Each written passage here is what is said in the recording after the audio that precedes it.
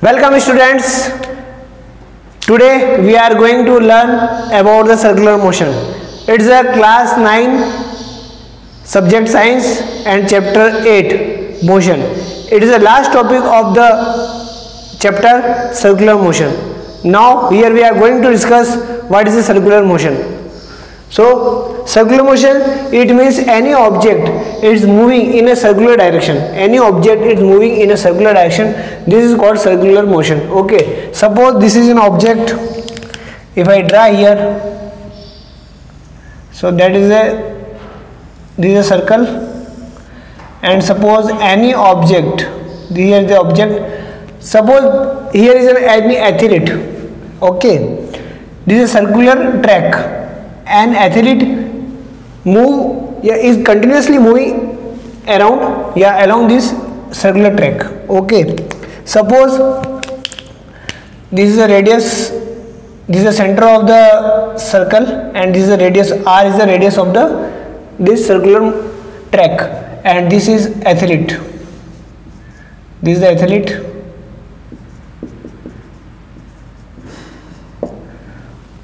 Who continues moving along the circular track on the circular track.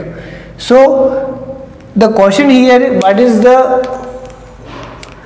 velocity?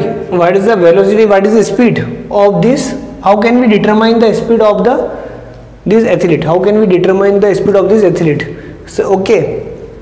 So here we can say that what is the suppose this athlete takes t time to complete one round. Okay, there is a t time in time t second. Suppose it is second. In time t second, the athlete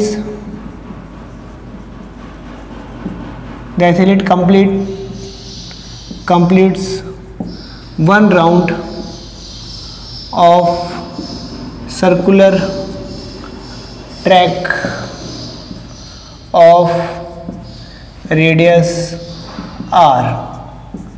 Okay, suppose there is any athlete at any point and he starts from here. This is a starting point, and he completes one round and again finished at the same point where he started. Okay, now so what is how can we calculate the speed? So what is the formula of the speed? Speed is equal to total distance traveled upon total time taken. So this is the formula of speed.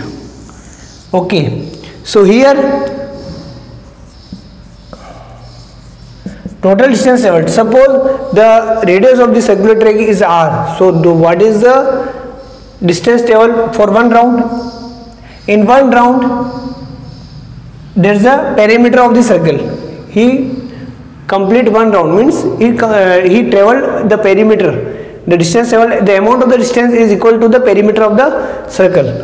What is the perimeter of the circle? Is formula is 2 pi r. We know it. The perimeter of the circle is 2 pi r upon, I already told you, it takes t second to complete one round,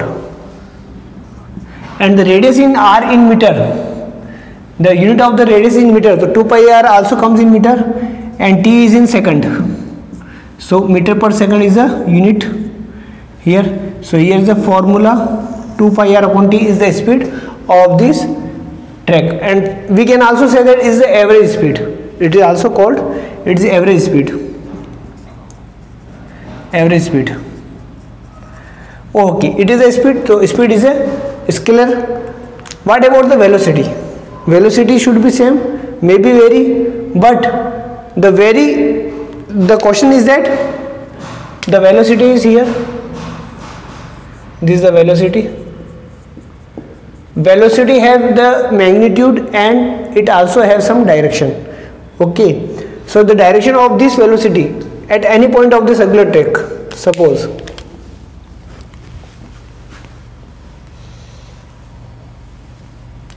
What is the direction of this athlete and what is the direction of the velocity? The direction at a particular in any point, किसी भी point पर उस athlete की जो direction होगी, velocity की direction होगी। मान लो वो एथलीट यहाँ पर आ गया या यहाँ पर आ गया या यहाँ पर आ गया, भाई चलते हुए यहाँ पर, यहाँ से यहाँ पर आएगा, यहाँ से यहाँ पर आएगा, फिर यहाँ से यहाँ पर आएगा और यहाँ से यहाँ पर आएगा। तो उस एथलीट की जो डायरेक्शन है, ठीक है, वो डायरेक्शन जो होगी वो वेलोसिटी की, अगर उसकी वेलोसिटी यहाँ पर कुछ ना कुछ वेलोसिटी होगी, उसकी डायरेक्शन क्या होगी? उसकी डायरेक्शन होगी इस सर्कुलर ट्रैक पे, जिस पॉइंट पर, उस पॉइंट पर उस सर्कल की tangent, that is a tangent. ये वेलोसिटी यहाँ पर भी होगी, यहाँ पर इसकी टेंजेंट ये है, इसकी वेलोसिटी भी होगी, इसकी वेलोसिटी भी होगी और इसकी वेलोसिटी यहाँ पर ये भी है ये, ठीक है। तो जो वेलोसिटी की डायरेक्शन होगी, the direction of the velocity is the tangent of the at any point, the direction at any point of the circular in circular motion is the tangent at that point. Okay, तो यहाँ पर जो direction of the velocity क्या होगी, ठीक है। तो direction क्या होती है सर्कुलर मोशन में? डायरेक्शन ऑफ किसकी डायरेक्शन? वेलोसिटी की। Direction of velocity in circular motion, circular motion में डायरेक्शन क्या होगी थी? वेलोसिटी की डायरेक्शन क्या होगी? उस पॉइंट पर, जिस पॉइंट पर हमें डायरेक्शन निकालनी है, उस पॉइंट पर उस सर्किल की टेंजेंट इज द डायरेक्शन, ठीक है। टेंजेंट ऑफ द सर्किल, ठीक है, of the circle at that point, ठीक है। Direction of velocity in circular motion at a particular point, so the tangent of the circle at that point is, अगर इस यहाँ पर तो ये इस टेंजेंट, ये टेंजेंट जैसे ये हमारी होगी डायरेक्शन, ठीक है, सर्कुलर ट्रैक की डायरेक्शन होगी। अब डायरेक्शन भी आ गई, स्पीड भी हम निकाल सकते हैं। अब क्वेश्चन ये कि क्या यूनिफॉर्म मोशन है? यूनिफॉर्म मोशन क्या होता है? यूनिफॉर्म मोशन वो होता है जो दैट इज ए, जिसमें वेलोसिटी जो होती है वो कांस्टेंट होती है, velocity does not very, it is uniform motion, हम पढ़ चुके हैं। तो अब आप कहेंगे सर वेलोसिटी एक वेक्टर क्वांटिटी है, वेक्टर है, वेलोसिटी वेक्टर, वेक्टर का मतलब होता है मैग्नीट्यूड प्लस डायरेक्शन। अब आप कहेंगे सर यहाँ पर डायरेक्शन रेगुलर चेंज हो रही है, चाहे भले मैग्नीट्यूड सेम हो, ओके, भले मैग्नीट्यूड सेम हो पर डायरेक्शन चेंज हो रही है, तो यूनिफॉर्म मोशन होगा क्या? तो मैं कहूँगा ये uniform motion as per rule नहीं है, ये यूनिफॉर्म मोशन नहीं है, क्योंकि वेलोसिटी की डायरेक्शन रेगुलरली चेंज होती है। तो it is a non uniform motion. तो circular motion is a non uniform motion. तो हम लिख सकते हैं यहाँ पे it is a non uniform motion. तो इसको क्या लिखेंगे circular motion? It is non uniform motion. ये क्या कहलाता है? एक नॉन यूनिफॉर्म मोशन कहलाएगा। चाहे मेरी स्पीड सेम हो, स्पीड की बात कर रहा हूँ, चाहे मेरी स्पीड टुवर्ड सेम हो, स्पीड मेरी 10 मीटर पर सेकंड रेगुलर उसी स्पीड से दौड़ रहा हूँ, 10 मीटर पर सेकंड से मैं अगर स्पीड दौड़ रहा हूँ, पर इसकी वेलोसिटी की डायरेक्शन रेगुलर चेंज हो रही है, वेलोसिटी डायरेक्शन रेगुलर चेंज हो रही है, इसलिए मेरा ये यूनिफॉर्म मोशन नहीं होगा। तो क्या होगा? ये non uniform motion, non uniform motion. अब आप कहेंगे चल सर नॉन यूनिफॉर्म मोशन तो हो गया, ठीक है, बट अगर मेरी स्पीड अगर सेम रही, स्पीड की बात करो, स्पीड अगर सेम रही तो इसको मैं बोलूँगा यूनिफॉर्म सर्कुलर मोशन बोल सकता हूँ। इसको हम यूनिफॉर्म सर्कुलर मोशन बोल सकता हूँ इफ स्पीड रिमेन्स कांस्टेंट। अगर मेरी स्पीड रेगुलर अगर कांस्टेंट रहती है, स्पीड स्पीड इज एक स्केलर क्वांटिटी, स्पीड अगर मेरी चेंज नहीं होती है, अगर मैं 10 मीटर पर सेकंड की से दौड़ रहा हूँ तो 10 मीटर पर सेकंड यहाँ पर भी होगा, तो ये यूनिफॉर्म सर्कुलर मोशन कहलाएगा।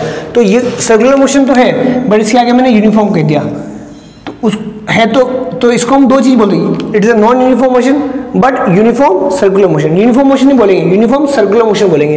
तो फिर वो सर्कुलर मोशन जो जिसमें स्पीड कांस्टेंट रहती है वो मेरा यूनिफॉर्म सर्कुलर मोशन होता है। तो ये हमारा यहाँ पर हमने समझ लिया यूनिफॉर्म सर्कुलर मोशन होता है। अब आपको क्वेश्चन कैसा था? क्वेश्चन ये आता है कि आपको कोई एथलीट है या कोई ऑब्जेक्ट है, वो r रेडियस में सर्कुलर ट्रैक पर रन कर रहा है या मूव कर रहा है, ठीक है, और उसको एक राउंड कंप्लीट करने में अगर टाइम दे देंगे टी समय लगे तो उसकी स्पीड बताओ, एवरेज स्पीड बताओ कितनी होगी।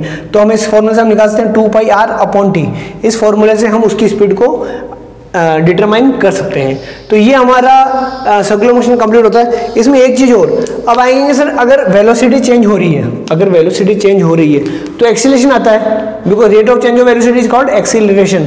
तो एक्सीलरेशन की डायरेक्शन क्या होगी? बिल्कुल सही बात है, एक्सीलरेशन आएगा। तो एक्सीलरेशन की जो डायरेक्शन होती है वो टुवार्ड्स सेंटर की तरफ होगी। तो ये जो एक्सीलरेशन डायरेक्शन, ये ए, इस पॉइंट पर ए सर्कुलर की डायरेक्शन में, इस पॉइंट पे ए इधर होगी, ठीक है। तो एक्सीलरेशन की जो डायरेक्शन होगी, direction of the acceleration, velocity की डायरेक्शन किधर होगी? वेलोसिटी की डायरेक्शन जो होगी वो towards the tangent of the circle, और एक्सीलरेशन की डायरेक्शन वो होगी हमारी, एक्सीलरेशन भी एक वेक्टर है तो उसकी डायरेक्शन होगी हमारी towards the centre of the circle, ठीक है। दो चीजें क्लियर होगी। अब इसको मैं प्रैक्टिकली प्रूव भी कर सकते हैं। सपोज आप एक काम करिए, एक पत्थर लीजिए, उसको धागे से बांध दीजिए और उसको गोल गोल गोल गोल घुमाइए, पत्थर को धागे से बांधकर गोल गोल घुमाइए, ठीक है, और तुरंत उस पत्थर को छोड़ दीजिए।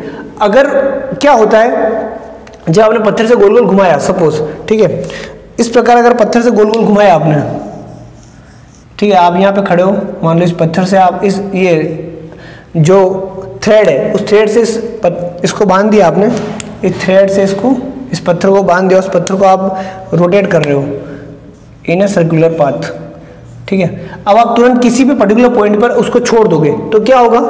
क्या होगा सर? अब क्वेश्चन ये कि क्या जो स्टोन है, जो पत्थर है, वो स्ट्रेट लाइन में जाएगा कि सर्किल में जाएगा? स्ट्रेट लाइन में जाएगा, बिल्कुल सही है। आपने क्या किया, मान लो सपोज इस पॉइंट पे छोड़ दिया उसको, या इस पॉइंट पे छोड़ दिया मान लो, ठीक है। इस पॉइंट पे वेलोसिटी क्या थी? वेलोसिटी इसकी टेंजेंट के अकॉर्डिंग थी, ठीक है, और एक्सीलरेशन क्या था? इसके इधर था। अब आपने जैसे छोड़ा यानी एक्सीलरेशन जीरो कर दिया तो वेलोसिटी उसकी यहाँ पे इस पॉइंट पे कुछ ना कुछ थी, इसलिए वो इस डायरेक्शन में जाता है। जिस पॉइंट पे छोड़ते हो उसकी टेंजेंट के अकॉर्डिंग वो पत्थर चला जाता है। सिमिलरली अगर आप किसी भी चीज को सर्कुलर मोशन में अगर छोड़ते हो किसी पर्टिकुलर पॉइंट पर, तो उसकी जो डायरेक्शन होगी, जिस पॉइंट पे छोड़ते हो उस पॉइंट पे उसकी टेंजेंट, उस सीधी वो ऑब्जेक्ट चला जाता है। ये हम जैसे देखते हैं जब हम ओलंपिक गेम्स होते हैं या कोई भी एथलीट्स होता है, जब वो डिस्क थ्रो करता है, डिस्क थ्रो आप देखते हैं, डिस्क थ्रो या फिर जो शॉटपुट थ्रो होता है चेन वाला, घूम के जब करते हैं तो वो पहले गोल गोल घूमता है पूरा एथलीट, गोल गोल घूम के फिर डिस्क को सीधा फेंकता है, तो सीधी जाती है। तो वो जो गोल गोल घूमता है उसके बाद उसका जो स्पीड बनती है उस स्पीड से वो सीधा फेंक देता है। तो ऐसा नहीं है कि जो डिस्क जब छूटती है तो पूरा यूँ गोल जाती है, वो बिल्कुल स्ट्रेट लाइन में जाती है। क्यों? क्योंकि यहाँ से उसने एक्सेलरेशन, मतलब उसने जो वेलोसिटी क्या हुई उसकी, वेलोसिटी का डायरेक्शन, उसने जो सेंटर से उसका कनेक्शन था उसको कट कर दिया। तो इसलिए हमारा जो पत्थर या जो भी होगा वो स्ट्रेट लाइन में जाएगा, क्योंकि उसमें उसकी वेलोसिटी भी होती है। तो ये हमारा ओवरऑल सर्कुलर मोशन यहाँ पे कंप्लीट होता है। अब इस चैप्टर की मैं एक बार पूरी समरी लेता हूँ, फटाफट समरी में आपको समझा देता हूँ क्या समरी है, तो ताकि आपको ये पूरा चैप्टर वापस समराइज हो जाएगा, ठीक है। और फिर हम इसके बाद नेक्स्ट में सेशन में क्वेश्चन आंसर करेंगे। तो पहले मैं आपको पूरी इसकी समरी समझाता हूँ, हमने अभी तक इसमें चैप्टर में क्या क्या पढ़ा। एक क्विक क्लिक हो जाएगा, आपको फटाफट आपको गो थ्रू हो जाएगी और एग्जामिनेशन पॉइंट ऑफ व्यू से आपको फर्स्ट समझ में भी आ जाएगा। देखिए सबसे पहले हमने क्या पढ़ा, सबसे पहले हमने पढ़ा डिस्टेंस, हमने पढ़ा डिस्टेंस के बारे में पढ़ा। डिस्टेंस क्या होता है? डिस्टेंस इज ए पाथ, ठीक है, या पाथ या covers at a particular in a time, ठीक है, या when a particular object change its position या change its location with any reference point, ठीक है, किसी भी रेफरेंस पॉइंट से कोई भी पर्टिकुलर ऑब्जेक्ट अपनी पोजीशन को चेंज करता है, उसको हम डिस्टेंस ट्रेवल करना कहते हैं, ठीक है। ये हमने सीखा था डिस्टेंस। उसके बाद हमने सीखा था डिस्प्लेसमेंट, सीखा था हमने, क्या सीखा था हमने? डिस्प्लेसमेंट। डिस्प्लेसमेंट क्या होता है? डिस्प्लेसमेंट ये होता है कि जब सपोज ये स्केलर है, ये वेक्टर है, ठीक है। स्केलर क्या होता है? स्केलर को हमें नहीं बताओ कौन सी डायरेक्शन में जा रहा है, कौन सी डायरेक्शन में घूम रहा है, हमें कोई मतलब नहीं है, फिर घूम के वापस कहाँ आ गया इसमें कोई मतलब नहीं है। डिस्टेंस मतलब टोटल यहाँ से लेके यहाँ तक, फिर यहाँ से A B C D E F और G, इतने सारे पॉइंट पे डिस्टेंस अगर हमें निकालनी है तो A to B plus B to C plus C to D सब डिस्टेंस को मैं जोड़ दूंगा तो डिस्टेंस आएगी। पर डिस्प्लेसमेंट क्या होगा? डिस्प्लेसमेंट होगा लास्ट जिस पॉइंट पे पहुंचे हम उससे इनिशियल पॉइंट के बीच में का डायरेक्ट डिस्टेंस कितना है, इट इज़ अ डिस्प्लेसमेंट। ये अगर डायरेक्ट डिस्टेंस, ये मेरा ये जो है that is called displacement. Displacement अगर मेरा इनिशियल पॉइंट ए है, इनिशियल पॉइंट अगर मेरा ए है और फाइनल जो मेरा पॉइंट है, फाइनल डेस्टिनेशन वो मेरा अगर जी है, तो डिस्प्लेसमेंट कितना हुआ, distance between A to G, ठीक है। बट डिस्टेंस क्या होगा, A B plus B C plus C D plus D E plus E F plus G. तो ये फर्क है डिस्टेंस और डिस्प्लेसमेंट में। सेकंड हमने पढ़ा था स्पीड और वेलोसिटी में क्या डिफरेंस है, स्पीड और वेलोसिटी में क्या डिफरेंस है, ठीक है। स्पीड और वेलोसिटी के बारे में पढ़ा था। स्पीड क्या होता है, speed is equal to distance upon time. Speed क्या होता है, डिस्टेंस अपॉन टाइम, और वेलोसिटी होता है डिस्प्लेसमेंट अपॉन टाइम, ठीक है। दोनों में क्या फ़र्क है, दोनों में ये फ़र्क है कि ये अपना डिस्टेंस जो है वो स्केलर है, दैट इज स्केलर, और ये वेलोसिटी से वेक्टर, ठीक है। ये और ये दिस इज स्केलर और ये वेक्टर होता है, ठीक है। इसमें इसको जब हम लिखते हैं तो मैग्नीट्यूड प्लस यूनिट आती है, इसमें magnitude unit and with direction हमें लिखना पड़ता है। वेलोसिटी की डायरेक्शन में हमारी वेलोसिटी है। तो इसके बाद डिस्टेंस स्पीड और वेलोसिटी पढ़ा था हमने। इसके बाद पढ़ा था हमने uniform motion, non uniform motion. क्या पढ़ा था हमने, uniform motion and non uniform motion. बहुत ही सिंपल है। यूनिफॉर्म मोशन क्या होता है, यूनिफॉर्म मोशन वो होता है, यूनिफॉर्म मोशन वो होता है जिसमें हमारा स्पीड जो है वो कांस्टेंट रहती है, स्पीड में कोई चेंज नहीं आता, there is no change in the speed, speed is equal to constant, ठीक है। वो मेरा कहलाता है यूनिफॉर्म मोशन। स्पीड जो होगी वो मेरी क्या होगी, कांस्टेंट होगी। स्पीड क्या होगी मेरी, कांस्टेंट होगी। बट नॉन यूनिफॉर्म मोशन में स्पीड क्या होती है, वेरी करती है। स्पीड क्या करती है, स्पीड या वेलोसिटी बोल लीजिए, वेलोसिटी क्या करती है, वेरी करती है। और यहाँ पे वेलोसिटी बोल लो, दोनों एक ही बात है। उसमें यूनिफॉर्म मोशन में वेलोसिटी जो है कांस्टेंट है, इसमें वेलोसिटी वेरी करती है, बदलती है। अगर वेलोसिटी बदलेगी तो ये वेरी तो नॉन यूनिफॉर्म मोशन होता है। और नॉन यूनिफॉर्म मोशन में अगर वेलोसिटी वेरी होती है तो वेलोसिटी वेरी होती है तो एक्सेलरेशन आ जाता है। एक्सेलरेशन का फॉर्मूला ही वही है, rate of change of velocity. Velocity change होगी तो किस रेट से चेंज हो रही है, यानी कि अगर इसका इनिशियल अगर हमारा इसके बाद हम आ जाते हैं एक्सेलरेशन पे, ठीक है। एक्सेलरेशन, क्योंकि अगर हम पढ़ते हैं नॉन यूनिफॉर्म मोशन, जनरली हम क्या पढ़ते हैं, सिंगल पाथ में, सिंगल लाइन में नॉन यूनिफॉर्म मोशन के बारे में हम आगे पढ़ते हैं। और इसके मैंने ग्राफिकल रिप्रेजेंटेशन भी बताया था। यूनिफॉर्म मोशन में क्या होता है, अगर वेलोसिटी कांस्टेंट है, अगर डिस्टेंस और टाइम के बीच में अगर मैं ग्राफ खींचूं तो एक स्ट्रेट लाइन आती है। डिस्टेंस और ग्राफ के बीच में अगर मैं लाइन खींचूं, डिस्टेंस और टाइम के बीच में अगर ग्राफ खींचूं, ये डिस्टेंस है और टाइम के बीच में ग्राफ खींचूं, अगर यूनिफॉर्म मोशन है तो एक स्ट्रेट लाइन आएगी, ठीक है। ये यूनिफॉर्म मोशन है तो स्ट्रेट लाइन आएगी। बट अगर ये नॉन यूनिफॉर्म मोशन हो गया तो ये लाइन क्या हो जाएगी मेरी, स्ट्रेट नहीं आएगी।